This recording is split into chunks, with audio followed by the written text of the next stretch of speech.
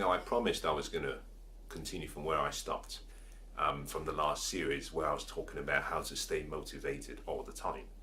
And just to recap what we talked about, I started off by explaining the power of motivation and that it's possible, it's very possible to stay motivated every single day and stay motivated all the time. And motivation is really a state. And it's a state which is a combination of mental, physical, emotional, psychological, and even spiritual states. And that by doing certain things and using both your experiences and using your mind, your body in a unique way, that you can keep a consistent level of motivation and one that actually empowers you to achieve a lot more. And then I went through a number of examples. I said, first of all, start by understanding and recognizing that motivation is deeply personal. It comes from within. It never comes from without. That you can be influenced by external either stimuli or external circumstances or people, but it's only temporal, because when they leave, your motivation leaves with them. But if it comes from within, it's more of a pull, something that draws you and it comes out, and that's a lot more powerful. And the other reason is simply because no one can get into your body, no one can get into your mind, no one can get into your spirit. And by relying on external or other people, you give away the most important gift you have, and that is the gift or the power of choice, is that you give away your choice away. So the second thing I talked about was I started by explaining that you can really control your level of motivation by controlling your focus or controlling your physiology, which is simply a process of saying your mind-body has a connection. That if you, through careful analysis and studying yourself, that by changing your posture, the way you stand, the way you sit, and assuming one that is more confident, by changing even your facial expressions, by changing the way you breathe, by changing the sound of your voice, you can change your motivation. You can get yourself in a state that is motivated. By changing your focus, which is simply by deciding what you see, what you hear. And by what you see, I meant what you see in your mind and what you see through your eyes. Two different things. Is that you can influence your level of inspiration. And then by choosing what you hear. Now the voices, if you have a particular style of music you like, that in some cases there are certain sounds that you might hear and it gets you fired up, you're ready to go. By studying yourself and understanding what sounds inspire and motivate you, it's easy to go through the whole day, and whenever you feel yourself getting out of state, you just put yourself back in. And then we talked about a few others. I may not have to go through all of them. I don't want to go through all of them. You can look at the other video if you want, but some of the important things we talked about was that motivation is really a habit, and to stay motivated all the time you simply have to develop strong habits. Next we talked about the power of goals, and that really your goals really should be the foundation to your motivation. That if you have strong long-term and lifetime goals, that is, you've tapped into a lifetime of motivation. And I gave you an example using my personal experience and one of my dreams and my goals. And then we talked about a few others. And one of the things I almost concluded with was I said, to stay motivated, give motivation. Find people that you can give motivation to. That you cannot always focus on actually receiving. You cannot always focus on yourself. You have to think about, what can I do for other people? It's like what Zig Ziglar says. He says, if you can help enough people get what they want, you can have anything you want. So give, and it will be given back to you. So let's talk about probably about 3 or 4 other ways that you can actually stay motivated, because the feedback I've actually had from the first video, I thought I didn't really give everything out.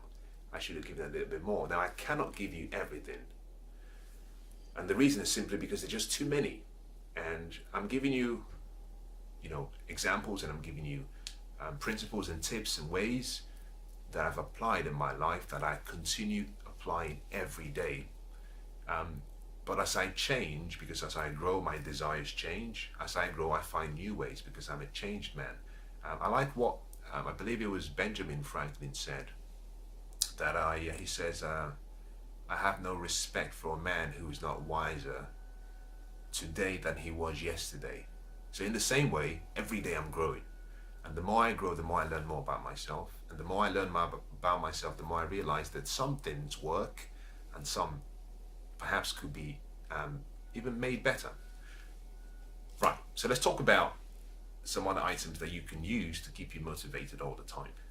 The first I want to talk to you about, I want to start with, is you must have a system of compensating yourself or rewarding yourself for being motivated. To stay motivated all the time, you must create a reward system. Now, what does this mean? Well, the reward system is really, where you take a step back and you say, well, if I achieve this, I'm going to give myself this. Really that simple. It's really you saying, I'm going to discipline myself, but my discipline and the period of discipline that there is a reward for it. The way you had, if you have kids and if you have children, you might, say to them, you might teach them and train them, be quiet. I want you to sit down. I want you to do your homework. When you finish doing your homework, you can have some, you can have some ice cream. Is that the way the human body is designed? Is that the human body is inspired when it has something that is actually working towards, is by simply giving yourself the opportunity and giving yourself the freedom to celebrate yourself and celebrate your progress. That is a very strong source of motivation. So one of the things that I do is I always have daily incentives, I have weekly incentives, I have monthly incentives, and I have yearly incentives. What does this mean? It means every day I have a reward system. Every day I have specific outcomes that I want. If I achieve all my outcomes, I treat myself. Every week I do the same. Every month I do the same. If I achieve any major goal, I celebrate. So create a reward system that inspires you and motivates you to do more, be more, and have more. And the most important part of creating a reward system is that it must have a timeline. That's the reason why I said every day I have a motivational reward system. Every week, every month, every year. So choose a date, And part of the reason is you got to understand the psychology and the physiology and how both are somewhat interrelated. Is that the mind-body connection is so powerful, is that your subconscious mind is one of your greatest allies. But your subconscious mind really listens to what you say and what you do.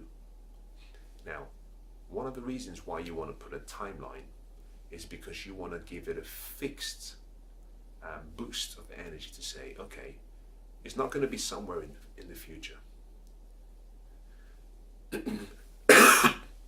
You can have this if you stay focused. In 6 months, I'll buy you a gift. I'll buy myself a gift. In 12 months, I'll buy myself a gift. Now, I have, for example, I have a dream car. A car that I love very much. I'm not going to tell you what it is. Maybe I should. Someone might decide they want to send me one. But I have a dream car, and I've set myself a date, and I promised myself that I need to just put my head down, hustle, work hard, stay focused, stay inspired, be persistent, keep the passion alive. And if I achieve my dreams and if I achieve the goal, my reward would be that I'm going to get myself a car. This particular car is a great car. And so I'm staying focused for that reason.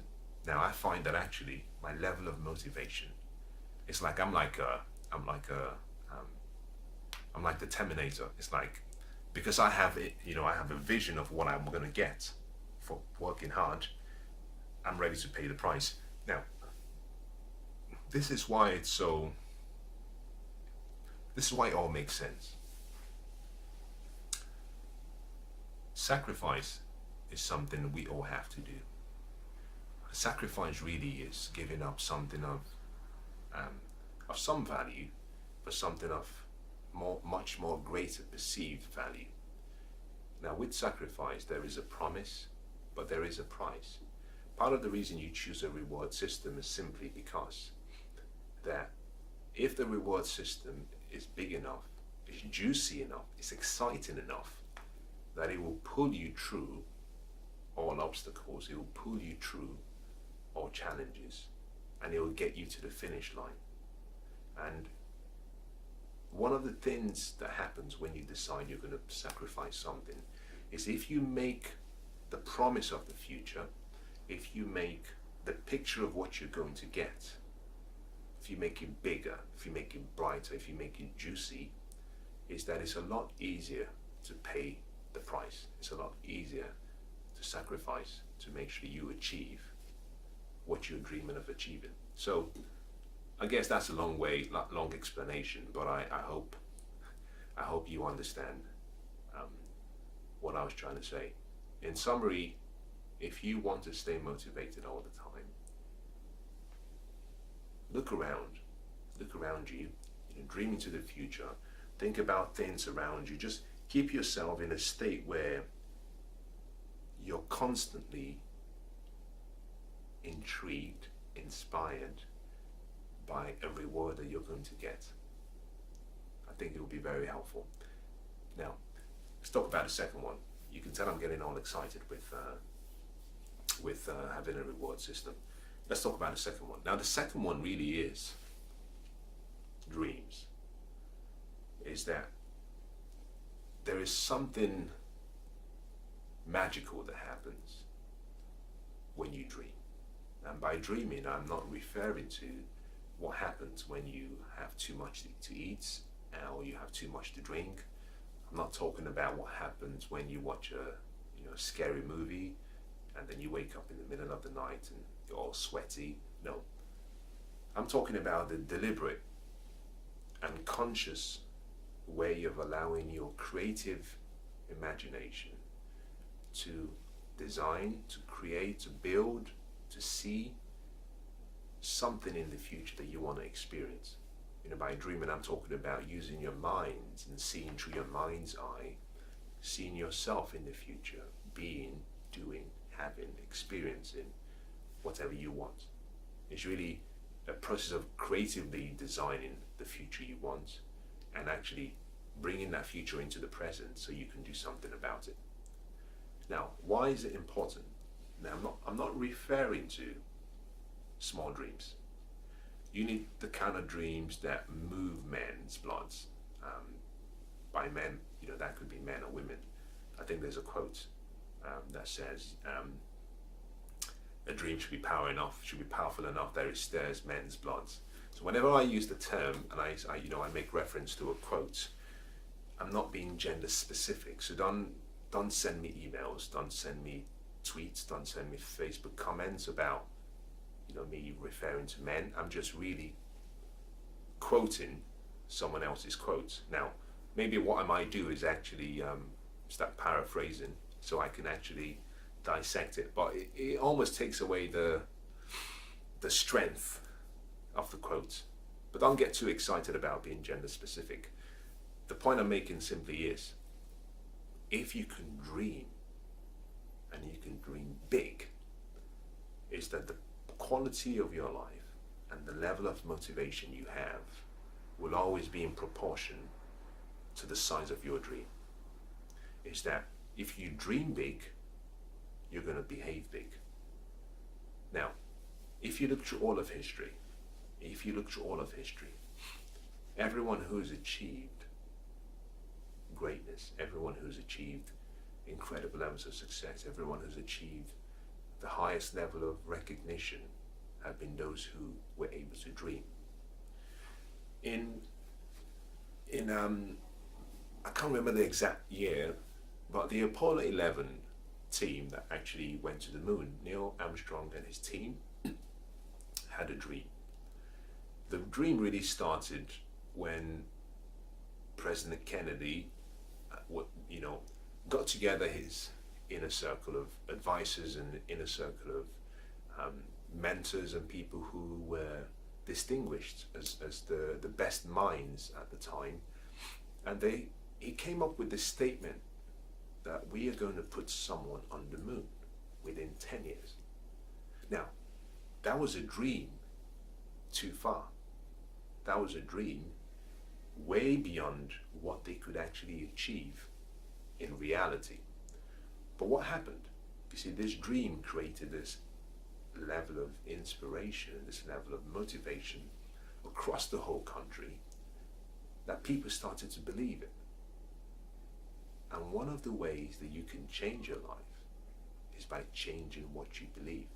If you can find a dream that you can believe, your level of motivation would always rise to the level of that dream. Is that to stay motivated, find a dream, find a big dream, and hold on to that dream. Now this almost connects into the next principle, or the next way you can stay motivated all the time, and that is really make a decision that you will live in the future. Now, I talked about this in the first series, and I want to touch on it just a little bit in a different way. Those who have and who continue to stay inspired and who continue to do great things in the world are the people who have a picture and who have painted a picture, a very vivid picture of the future. And by painting a picture of the future, they have decided, they've made a decision that they want to live in that future. That decision they make compels them to let go of the past. And that includes all past successes and all past accomplishments, but also past failures.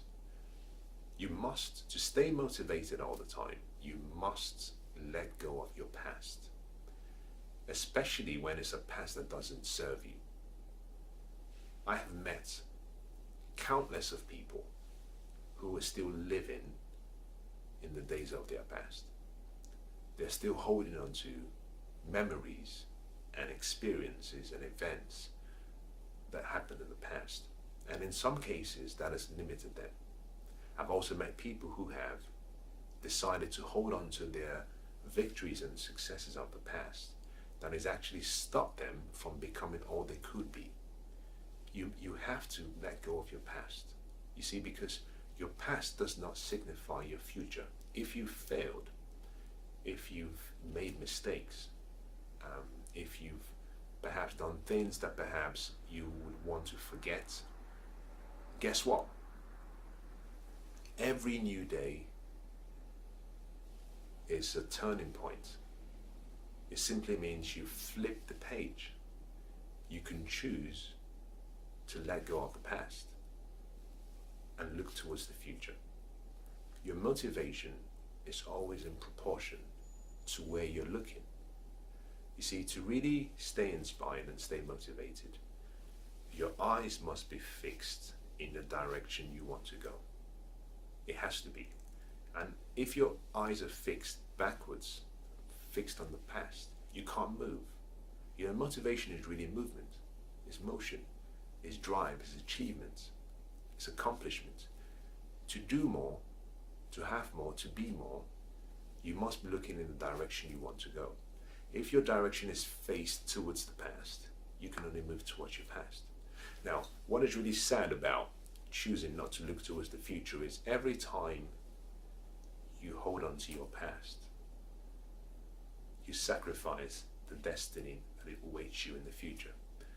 So one of the things you have to do to stay motivated is make a decision that you will let go of the past, that you will choose the future you want, and that you will live into that future as though it already exists. Now, the next item on the list, I'm not sure, I haven't been counting, I'm not sure if this is number 5 or if this is number 4. I believe it's perhaps number 4, is make a firm commitment to yourself that you will remove everything around you that demotivates you. Now think about this. This is really, I think if you just did this alone, you'll find actually your level of motivation goes up. To make a dish, to make a meal, you have different ways. You can choose to make a meal from scratch on your own, or you can choose actually, I'm going to follow the recipe by a very well-known, well-respected, trusted, experienced chef. If you were to follow the cooking instructions from a chef, something happens. In the instructions and in the menu, you have specific ingredients in the right quantity, which you're asked to put them in a sequence, in an order, to ensure that you get the right dish. Now, if you put the ingredients and you follow the recipe, you will get the same results. Nature is neutral. Nature simply says, if you plant the seed, you will get a harvest, because I am neutral. You see, life is like a jungle. And in the jungle, you could say actually, there is the part of the jungle where you have, the gorillas, the snakes, the scorpions. On the other hand, you can actually say there is a part of the jungle where you have the beautiful coconuts, and you can have the apples, the mangoes, and it's more of an adventure. So you can actually see life as an adventure, or you can see it as a nightmare. Your choice, is the filter that you see life. That's what it becomes to you. But life simply says, I'm neutral. I'm like a soil. If you put bad seed, you're going to get bad harvest. If you put good seed, you're going to get good harvest. So in the same way, you must see your life in a very similar, as following a similar path. So when you're making this beautiful dish, it's possible that you can put in all of the ingredients, all of the right ingredients, the way you've been instructed to put the ingredients, but at the end, maybe through mistake, you put in one wrong ingredient, and that changes the whole taste of the meal. Now, you had all the right ingredients, but you actually put in a wrong ingredient. So if you were baking, and you had baked, and you had mixed all the ingredients, but just by mistake, whilst you were about to put in sugar, you mistakenly put in salt. Now everything else is there. Even you may have actually put in sugar, but you wanted to make it a little bit more sweet, but you put salt instead. Now that changes the outcome. You see, motivation is really like an equation.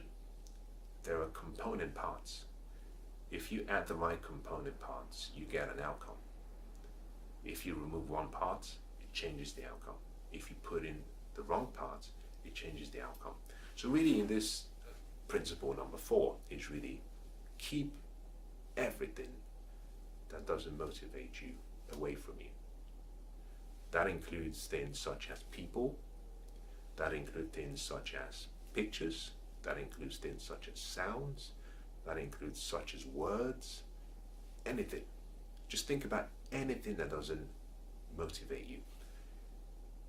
This is perhaps, in my opinion, I believe this is one of the most difficult things to do. And the reason is because we're naturally emotional about what we have around us. Is that it's very difficult to actually decide that something that you have an emotional attachment to no longer serves you. But I want to encourage you, and I want to implore you, I want to ask you to try it. That perhaps in your working environment, in your house, at home, that there are things around you that do not motivate you. And without realizing, they are draining your energy every day. And all you need to do is eliminate all of those things, and you'll find actually your energy level just rises.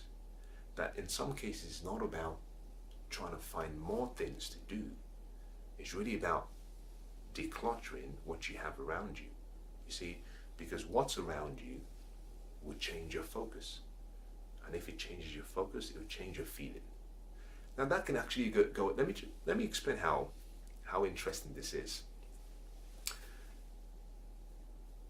Do you realize actually something as simple as having a haircut, braiding your hair, doing your nails, can raise your level of motivation, can raise your self-confidence.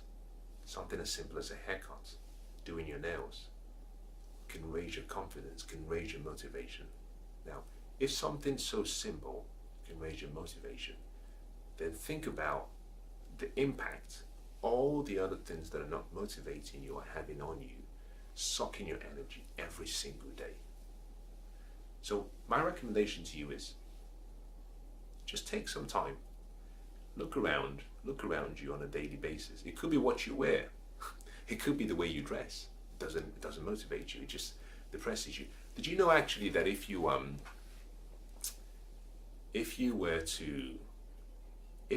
in an environment where you're allowed to dress casually, now this has nothing to do with your working environment and what you wear, but I just want to give you an example.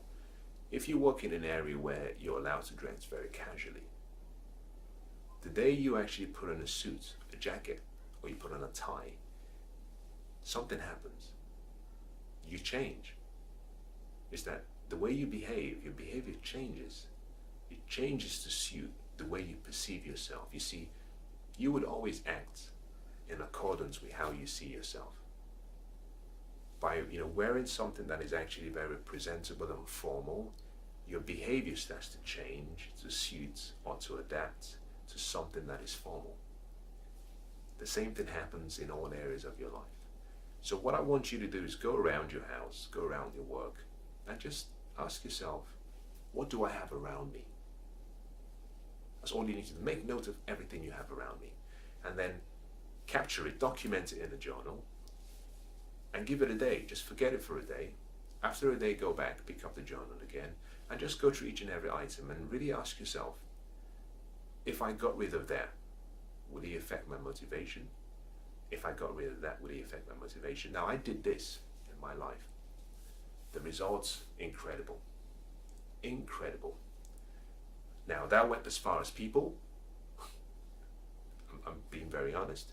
Is that there were people I was constantly keeping myself, keeping around me every day, that they were just draining my energy.